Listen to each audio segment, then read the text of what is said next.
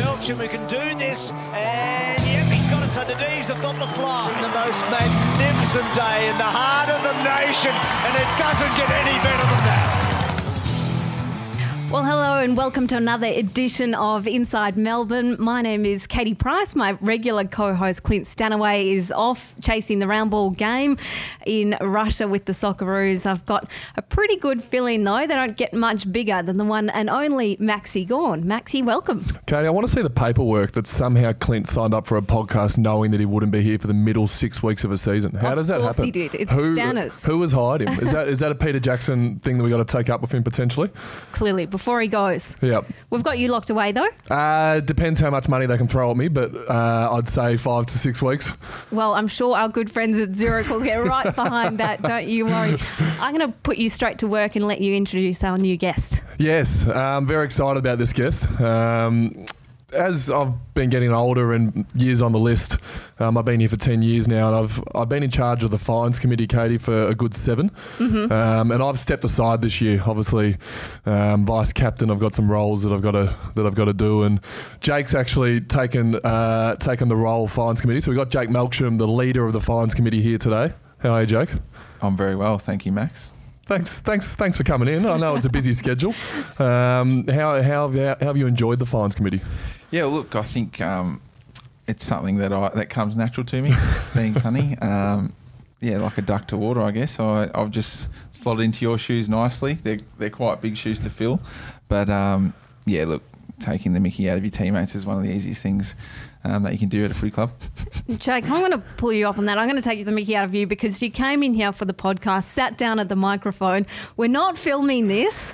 First thing you did, pull out the phone to check the hair. I actually don't do that too often, but I took the hat off because one, it reeks of BO, and I didn't want you to smell that, and two, I didn't want you to look at me with a shit haircut. So talk to us, Jake. How was Alice Springs? You've just come back yesterday, 2 days ago. How did the trip go? You enjoy Alice? Yeah, I enjoyed it. It's always good when you go away and travel and win by a big margin like we did. So that was really pleasing that we played some really good footy. And also it was good to get out there with a bit of community feel and see all the people of Alice out at the game and good weather and had a good win. Personally for yourself, a couple of goals obviously on the weekend, but you're in some form. I know early in the season the goals were pretty hard to come by, but I think it's been 14 in the last 6 games. It's really corresponded to the team's form. Yeah, a little bit. As you mentioned early in the year, I actually kicked about 7 or 8 points before I kicked a goal, which was something that I had never done before, which was starting to become a little bit frustrating for me. But yeah, the last 4 or 5 weeks have been really good. The team's playing some good footy, and we've got a really dynamic forward line this year. We've got Hogues, who plays like a mid-sized forward. Big Tommy McDonald, he plays as a tall, which is really good for us guys. And then we got myself, Fritzl, Nibbler, Mitchie Hannon, who are all medium-sized forwards, which we can sometimes be quite hard to match up on. And I know Maxi loves doing a bit of media work. He did some this week, took all the credit for all of the goals. That's unusual. Yeah. All of the goals this week. Well, there seems to be a direct correlation between hit-outs to advantage and goals scored at the moment. I'm not sure if that's just the last couple of weeks or if that's a thing, but, I mean, what's your take on that? Well, mate, if you keep getting your hand to it like you have been, well, then I'm happy to give you the kudos that you deserve. Did you say you missed the first 9 shots of the season for yourself? Something like that, yeah. And I missed 1 and I've been thrown to the wolves just because we lost the game and you've missed your first 9. Well, granted, you were 8 metres out, but, you know, mine were from the car park. Just quickly, the Herald Sun on Tuesday, there was a nice little article. Apparently, you're the best one-on-one player inside the forward 50. That's a long way from starting your career as a half-back or winger. Tell me what's changed in Jake Melksham's game. Yeah, I put a lot of hard work in over the off season in my craft, and using my body is something that I like to do. So I don't really try and run around and chase a kick. I like to get the ball kicked into me long, like you did on the weekend in the forward pocket. Beautiful weighted kick to advantage. No worries. And use my body in that way. So I think a lot of the credit goes to the boys up the field, like yourself, getting first hand to it, but also the delivery. And as I mentioned before, we've got a dynamic forward line. So most weeks you might not be getting the best defender. You might be getting the third or fourth defender in the team. So you can try and exploit them in those ways. Talk us through the shift, because obviously last season at the start of the year you started in defence and then moving up forward, but you played your footy at Essendon at forward and in the midfield, obviously in those run with roles. Yeah, so I started last year in the back line. Basically, I play that high half-back role just to use my kicking skills and get up the field in that way. And then midway through the year, one game I remember, Goody just threw me forward and I looked dangerous, and I'd played in the forward line before in my career and as a junior, so it wasn't like I wasn't used to that position. But this year, I think, just getting dangerous, getting around the footy, trying to kick goals. It's just how it's evolved. He's dangerous. I don't mind a dangerous forward. Now, we were drafted in the same draft, which, I mean, not everyone will know, but it's what's been called the super draft. Well, I've called it that. A couple of Brownlow medalists, Dusty and Nat Fyfe. Now, I'm not sure who wrote it. Probably Matt Bergen, who's a star of Phantom Drafts. They've done a revisit to the 2009 draft, and I was obviously picked 34, you were picked 10. They've switched that around. So now I should have been picked 10 and you should have been picked 34. What are your initial thoughts on that? Well, initially I thought you were going to say you should have been picked 1. But well, if I didn't do my knee, I potentially would have been. And then I would have been at GWS, Skulls would still be here, and Dusty would be at Freo. Wow, very interesting. I like that you've worked that out. Yeah, well, who would pick 34? You. Yeah, I was. So I would 34. have come here. Yeah, originally, and then I would have had a year in chasing the Bulls and wherever you went. So you'd have had a year off footy. Yeah. So I would have come here. I would potentially have ananother 25 games under my belt. Paying 200 this week. Yeah, congratulations. I'd be up there with Jonesy. He's got his 250. Well, Maxi, 2 Brownlow medalists, as you say, in that draft. What about a third? Yeah, look, I mean, there's every chance we might get a third in that draft. I mean, Geordie Gisbert has been super this year. No, look, I mean, Dusty could easily go back to back and get a third, but I know where you're getting at the question. We got a couple fan questions here. Is it worth... Do a John Wolf's fault to me, don't worry. I'll straight back you. We got to gel more than that, Katie. I mean, that's poor from me. We've got a few weeks to work on it, don't worry. Yes, we do. Yeah, we've got a couple of questions here from the outer, which have come from our mighty Melbourne Demons fans. So one from Jez Butler. Apparently you're a massive prankster. What is the best prank that you've pulled on a teammate whilst at the club, or has a beauty been pulled on you? No pranks have really been pulled on me, but I think every fortnight when we do the fine sessions, that's when I get up and I pull some pranks on some other guys, or I'll show a video that we found on the internet, or just make fun of people, really. So, look, I think Hibbo's in the firing line quite a lot, for good reason too. But Tom McDonald, if you have a look at my Instagram feed quite regularly, you'll see some of the kits that Tom wears. Yeah, they're horrendous. So if you jump on Instagram, follow me, I'll post some stuff on Tommy. I'm really proud of you, by the way. I mean, I see this the same way as Roosie handed it on to Goody, that coaching job, Katie, and like I've handed this on to Melky, and it seems like, and the guys just reacted like nothing's happened. Like it's the same person doing it. So it's a seamless transition, which is good. And I mean, like Roosie, I still want my recognition that I'm still here. We'll go to the next question. This is Sean Dux, who you might well know. What is the flavour of your milkshake? Obviously, your nickname's Milkshake, so I mean, what's your favourite flavour? Look, my favourite flavour would have to be cookies and cream. He seemed like more of a vanilla man to me, but cookies and cream, do you like your cookies and cream, Katie? Yeah, I do. I've never had a cookies and cream milkshake though, but you know, first for everything. Kieran Arnott, so who would win in a boxing match? Of course, the former boxing career. Maybe go back to Here that. we go. Jones, Lever or Melks? Jonesy's out of the equation. He's good on the pads, Jonesy, but I'm going to go with neither of those guys, and I'm going to say either Jeddah or Viney. Oh, sorry.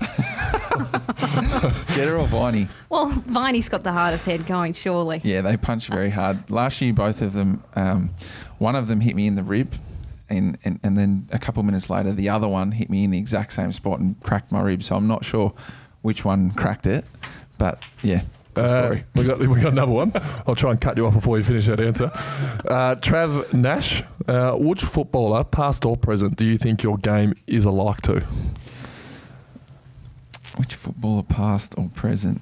I've never actually thought about that. Really? Is What it do you someone think? that Well, is I'm- it someone you modelled your game on coming through?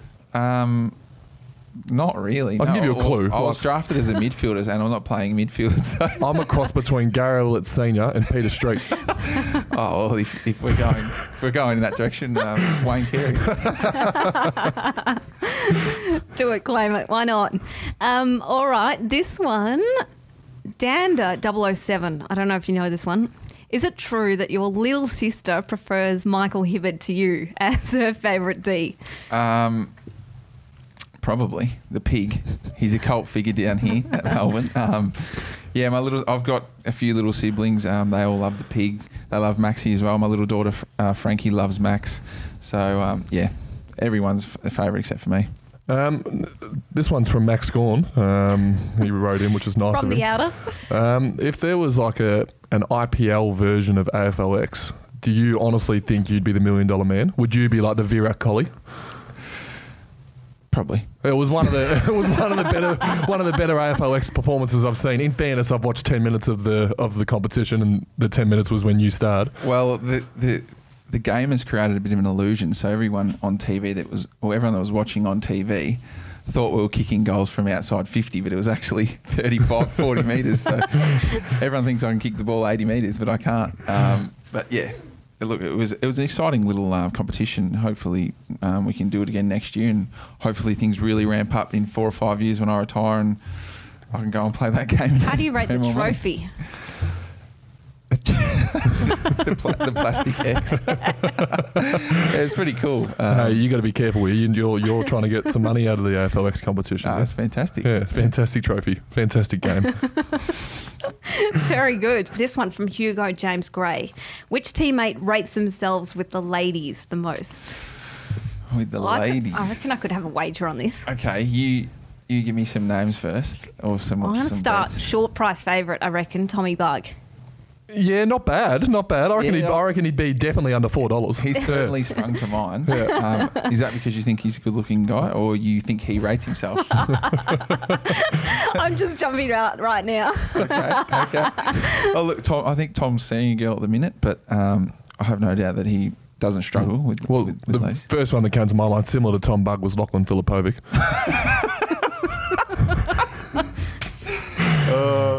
Lachlan. Who else is there?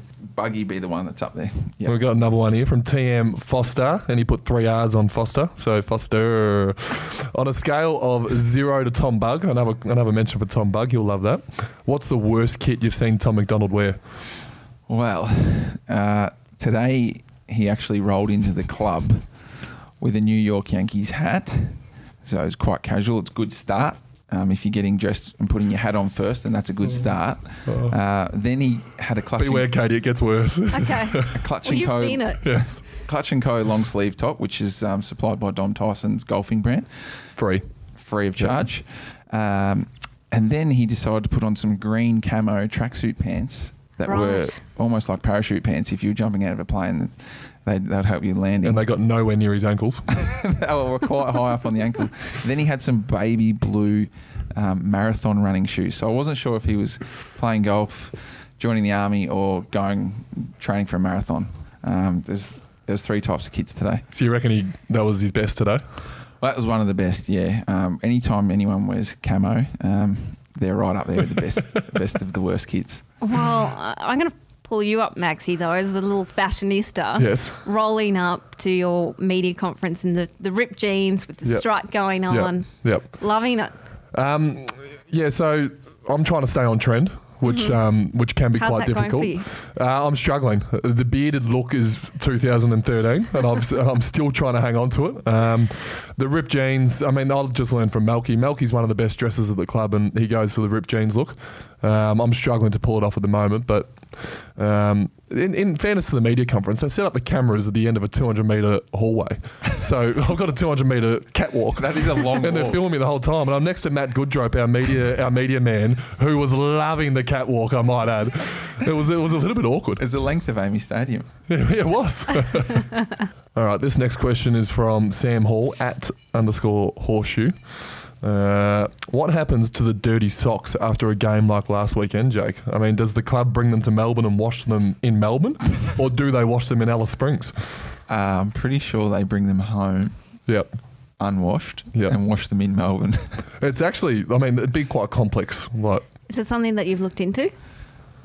No. I'm glad that Sam Hall's brought it to our attention, because this is something that Question. All the big issues we have here on Inside Melbourne. Yes, and it's interesting. Do you know what? Another thing that I find interesting, when I unfold my socks to put them on for game day, they're ready to go on the right side. You got to put them on left and right. It's unbelievable. That's well so someone organised. goes to the effort to put the logo on the outside. Ready Brownie's to go. doing a great job. He Shout is. out to Brownie. Shout out to Brownie. Well, you'd be pretty happy with that, because you're quite OCD with your pre-game routine, including the chick flicks. Yes, I do watch a couple of chick flicks before I play. Struggled actually in Alice Springs because we had to be a little bit earlier, and there was normal TV with no Foxtel, so I ended up having to watch. Wait. I think Turn news on or something 10. like that, which was shocking. It's that simple. 10 plays chick flicks Sunday mornings, do they? I'll write that down. I can organise it for you, Maxie. Don't There's a worry. plug, but I shut that down straight away. No, very good. All right. Well, Melky, obviously, we've got the Western Bulldogs this week. How are the boys going to go? Because I think the last time you played them, you actually played a run with role on JJ. I did, yeah. That was the famous, The infamous. infamous before the game Instagram pic. But we'll be ready this week. Yep. I like We'll be that. ready. We play at Etihad, so we've played 3 games this year, 2 or 3 games. We've won all of them. We've played well there the last 5 or 6 over the last couple of years. So we're looking forward to the Dogs. They're not a bad team, and we should go real well. All right. Well, great to have you on board. Thank you so much for joining us here on Inside Melbourne. Thanks for having me. Thanks, Jake. Well, we're here for Zurich, of course, and we're going to be straight back after the break with one of the absolute legends of this footy club and an AFL Hall of Famer. Thanks to our co-major partner and podcast sponsor, Zurich. For over 100 years, they've been ensuring the people and things you truly love. And just like you, they truly love footy and truly love Melbourne. Well, welcome back to Inside Melbourne. We're here with Maxie Gawn, our co-host for today, and we have a very special guest with us, of course, during the week named in the AFL Hall of Fame. I must say it's about time, the one and only David Neitz. Yes, thank you very much. Thanks for having me. No, it's an amazing honour, that's for sure, to sit aside some of the esteemed company in that group of Hall of Famers is pretty amazing. So, no, very proud. Now, did I potentially help this across the line, Nita? Mate, I wondered if you were going to bring this up, Max, but there was an article earlier in the year that you've put forward, and clearly, a bit like when Alistair Clarkson has a conversation with Gil, things happen. Gil just picks up the Herald Sun, reads your article. I knew my column was well read, but I didn't know it was read by Gil. Right, straight to the top. Gil's had a look at it and said, "You know what? Max has got a point there. We'll Let's get him in there. better get on to Neitz and get him into the Hall of Fame." So thank you, mate. No worries. I might not have mentioned you in the speeches last night. It was a huge omission by me, and I apologise. I want to say that right now, but you're enormous in all of that. So great work. Thanks, mate. Thank you. Well, Nita, in all serious notes, so an amazing achievement for yourself. Obviously, over 300 games here at the club, and captain, 7-time leading goal scorer, 2-time All-Australian. As I said, about time, but you mentioned it must be incredibly humbling to join some of those names. I think that's the right word. It is humbling. Certainly, you don't go into your footy career with the aspiration necessarily that you're going to be in the AFL Hall of Fame. You know, you go in there to try and achieve things with your mates, and that's where a lot of your passion comes from. But certainly, as you sit back on your career and for people outside of the game in the highest echelons of the game to think that you've made enough of a contribution to the game to join that company. It's you're right. Humble is the right word. Well, yourself obviously starting your career as a defender, you had some epic battles with Wayne Carey. What were those times like? Yeah, look, it was early days down at defence was a great thing for me to be able to swing back there and take on some of the greats of the game, and Wayne Carey, Stephen Kernahan, there's Stewie Lowe. There was a whole host of great players that I was able to play on, and Wayne was superstar. He's the biggest challenge that you could take on in the game at that time. So I did well. On most occasions, I did well. There was one occasion where I was playing forward and Sean Smith was playing on him, and Wayne had kicked 4 in the first 20 minutes of the game. And I saw the runner coming in my direction and I ran to the other side of the ground. And eventually I got onto Wayne, and I thought I did okay, but Wayne did end up with 11 goals, so probably didn't do as well as what I had done. Would you say, Tom McDonald says now that he wouldn't take that time away from the back line because it's taught him so many things on how to be a good forward. Would you say that year or two helped you be the better forward you are? I agree with that wholeheartedly. You just learn through what they do and the way they move and those types of things. So you come away from each game learning a little bit. So definitely helped me in my transition up forward. So I'm glad that Tom's picked up on that, and geez, he's been doing a pretty good job as well. Yeah, it's been fantastic. Now, obviously, the club itself, your days, you went through the highs and lows. You had the roller coaster years in the late 90s and then 2000, of course. It must be so good to see this group now where they are. Yeah, look, we had our opportunities throughout a period of time there, but weren't able to salute. And since I've retired, really, it's been a lot more down times than good times. But it's certainly over the last couple of years, you can see where the club's building towards, and watching last week's game, you start to see it all click into gear, the type of footy that the club wants to play, and Goody's obviously led that, and the players, the senior leadership group drive it. But yeah, they just looked solid. It didn't look like there were too many guys that were being absolutely outstanding necessarily, but as a team, they just played like a well-oiled machine, so hopefully there's a lot more of that to come. What about the ruckman? Ruckman's going all right, I reckon. Good challenge last week against a great ruckman, and he was fantastic. Did a good job. You'll potentially be there for a while as the games record holder for the club, the most goals kicked as a player from the club, captain the club for the longest amount of time. What record out of all those are you most proud of? Good question, Maxie. I think probably. I think the game's played. I think being able to, it's a tough environment, AFL footy. So the game's played one is probably the one that I'll cherish the most out of those. Very hard to pick out of all of those experts. Sorry. But they're all sort of different in different ways. The captaincy was a great part of my career, and an amazing learning and growth experience for me to do that. The goals one is something I never really would have expected to pick up when you're playing it across the half-back line for a fair chunk of your career. So it's all good, but I'm just waiting now for a group of you guys to knock some of those records off, and Jack Viney, sort of a young captain, he'll take that one. Jonesy's got 60 games, I think. He hasn't got too many more to go, so I've got a voodoo doll out against him. And who we got? The goals. Young Jesse keeps snagging goals. He's north of 100 already, so he's over the hump. Yeah, he's catching up quickly, the big man. So hopefully he can knock that one off as well. We spoke about some of the opponents that you played against in your time, but also some of the teammates that you played alized. Yep. The late Jim Steins, Tom Videy, of course, Gary Lyon. Yep. Who was the best? Gazza Lyon was the best as far as a pure player and leader. He was just sensational to play alongside, and he could do it from anywhere. He could do it back, forward, and sneak into the midfield.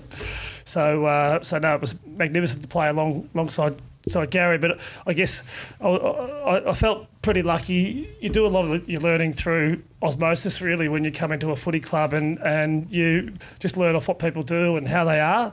And to have Todd Viney, Jim Steins, Gary Lyon, Rod Grinter was a hard trainer and a hard man on and off the field. Peter Rhodes, Stephen Tingay. We had all these guys that I was learning off as a youngster.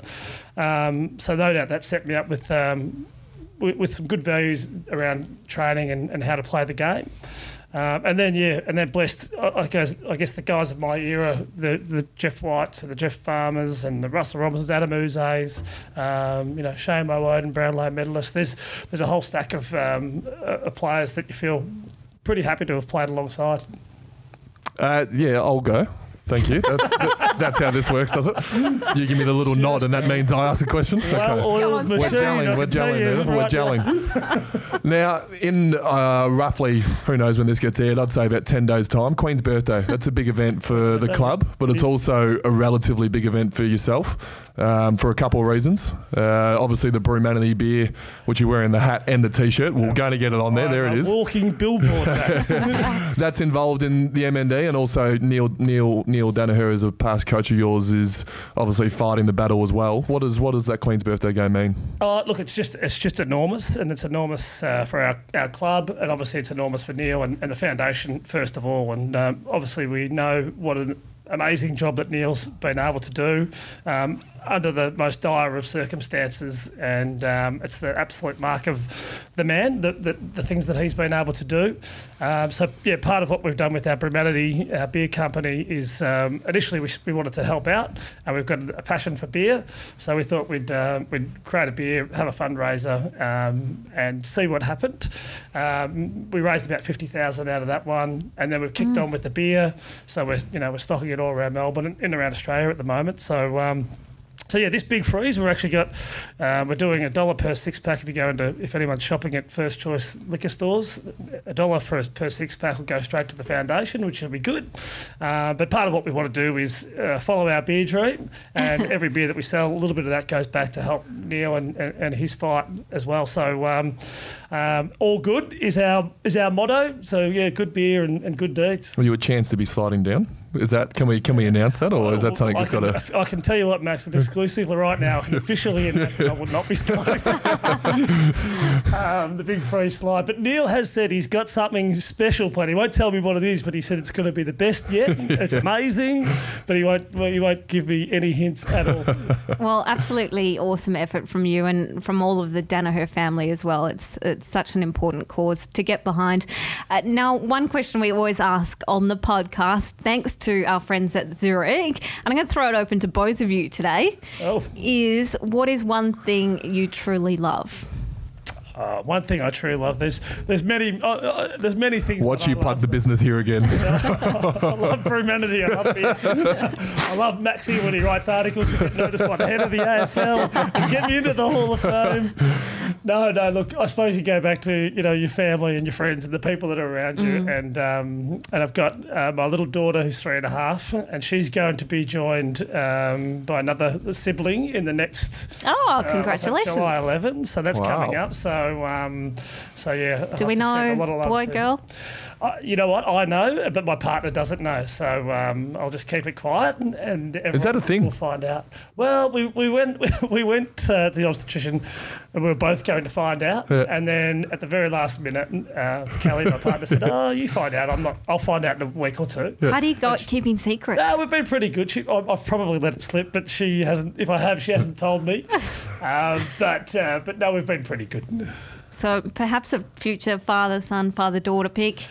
Definitely be one of those, yes. Yeah, funny that. Breaking all the big news here on Inside Melbourne. Maxie, what do you truly love thanks to Zurich? I mean, that's a pretty heartfelt message. Unfortunately, I don't have kids yet, although I am very cocky at the moment. Oh. Unfortunately, the better half isn't, so I've got to bite my time, unfortunately. But I'm really obsessed with a sport called cycling at the moment. I've been waking up at 5:30, sometimes earlier every morning, just to watch the replay of the Giro d'Italia, which isn't even the biggest cycling event going around. The Tour de France is still to come, and it's a little bit of an obsession. I'm watching 2 hours of pure cycling every morning and Just sounds exhilarating. getting out of my bike as much as I can. The only problem is the best rider in there could be on drugs, so it sort of defeats the whole purpose of watching it. But no, that's something I'm completely obsessed by at the moment. Obviously, you can now see why I need a kid, because I need to fill in my time. Not that that's a reason to get a kid, as my girlfriend keeps telling me. But so post footy, are you going to be a mammal, middle-aged man in lycra? It's pretty hard. I'm 110 kilos. I probably shouldn't. I don't like talking about my weight on radio. And it's pretty hard to ride a bike at 110 kilos. So I don't think I'll get that bad, but I will be riding. Okay. All right. Yeah. Looking forward to seeing you at the coffee shops around Richmond, I'm sure. Beach Road, you know me. I'm always on Beach Road. You don't go anywhere near Richmond. No, but close to the club. Well, Nita, I suppose just back on the footy, as I said, rapt to see this group doing so well. What are your expectations for this season? Do you genuinely think they could go all the way?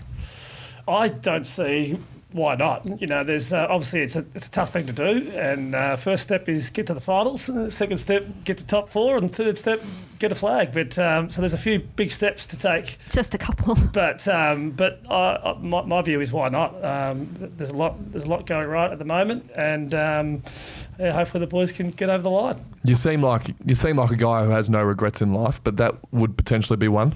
That 2,000 grand final, or potentially just not even winning premiership. Yeah, look, it's no doubt. You're it is what it is. You can't change your career, so you take the good things out of it. But certainly after the 300 games of struggles and years of effort to not get one, it's the missing link, no doubt. But it is what it is, and I'll be very, very proud and pleased to see you, Maxie, grab hold of that cup one of these days over the next little while. It'll make me a very, very happy David. Yeah, that would be nice to see, definitely. Thank you so much for joining us on Inside Melbourne, and once again, congratulations on the AFL Hall of Fame. Absolutely rapt to see you achieve that during the week. Excellent. And congratulations on you too. This has just been absolute clockwork. Oh, thank you.